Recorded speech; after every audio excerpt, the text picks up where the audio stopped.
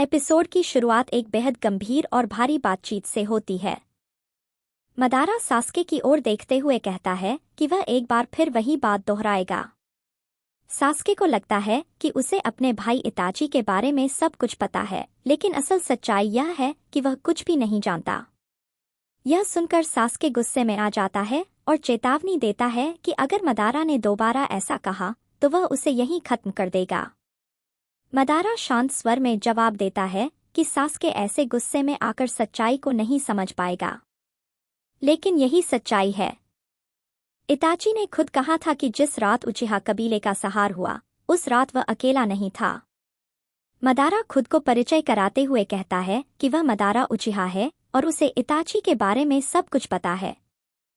Sasuke उसे चुप रहने को कहता है और वहां से चले जाने को कहता है, लेकिन मदारा मना कर देता है। वह कहता है कि सास्के को यह कहानी सुननी ही होगी क्योंकि यह उसके भाई की कहानी है, एक ऐसे इंसान की कहानी जिसने सिर्फ और सिर्फ अपने गांव और सबसे बढ़कर सास्के के लिए अपनी जान दांव पर लगा दी।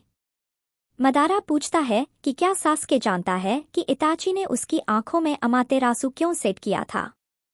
वह बताता है कि इताची नहीं चाहता था कि सास्के कभी मदारा से मिले। यही वजह थी कि उसने यह जुत्सु पहले से ही तैयार कर दिया था। मदारा कहता है कि अगर सास्के उसकी पूरी कहानी सुन लेगा तो उसे सब कुछ समझ आ जाएगा। मदारा बताता है कि इताची की सच्चाई सिर्फ कुछ ही लोगों को पता थी। थर्ड होकागे और 2 बुजुर्ग एडवाइजर ही उस राज को जानते थे। जब थर्ड होकागे की मौत हुई तब सिर्फ वही 3 लोग बचे थे जो इस सच्चाई को जानते थे। इताची चाहता था कि यह सच उसी के साथ खत्म हो जाए, लेकिन मदारा को यह सब पता था।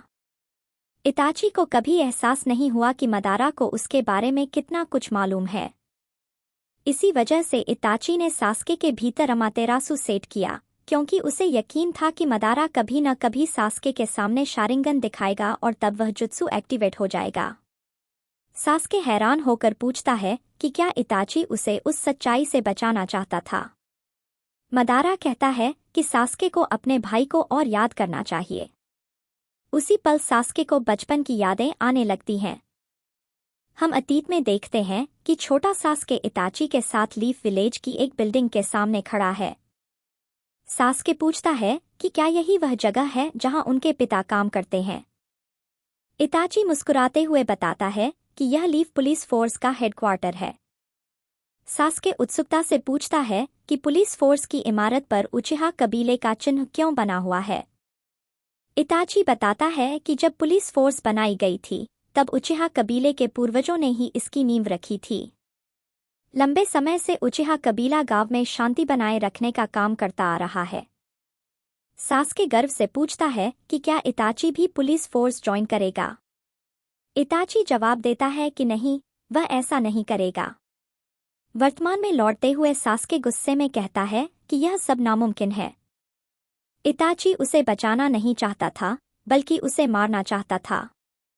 फिर हम उस पल को देखते हैं जब सास्के अपने उजड़े हुए घर में लौटता है और उसे अपने पूरे अतीत की याद आ जाती है। वर्तमान में सास्के जोर जोर से खांसने लगता है। मदारा उसके पास जाकर उसे शांत होने और धीरे धीरे सांस लेने को कहता है, लेकिन सास्के उसे दूर हटने को कहता है और उसे छूने से मना कर देता है। कुछ समय बाद सास्के बंधा हुआ होश में आता है। मदारा कहता है कि उसे अफसोस है कि सास्के उसकी बातें नहीं सुन रहा था। सास्के कहता है कि इताची उसका दुश्मन है। उसने उसके माता पिता को मारा और पूरे उचिहा कबीले को खत्म कर दिया। वह अकात्सुकी का सदस्य था। मदारा कहता है कि यह सच है कि उस काली रात इताची ने पूरे उचिहा कबीले को खत्म कर दिया, लेकिन वह उसका मिशन था। उसे यह आदेश लीफ विलेज के नेताओं की तरफ से मिला था। यह सुनकर सास्के पूरी तरह चौंक जाता है। मदारा बताता है कि उस रात इताची ने अपने सभी जज्बातों को दबाकर सिर्फ अपने मिशन को पूरा किया। सास्के कहता है कि उसे अब भी यह सब समझ नहीं आ रहा। मदारा जवाब देता है कि इताची की कहानी समझने से पहले लीफ विलेज का इतिहास समझना जरूरी है। मदारा बताता है कि यह कहानी करीब 80 साल पहले की है, जब सभी राष्ट्र एक दूसरे से युद्ध करते थे।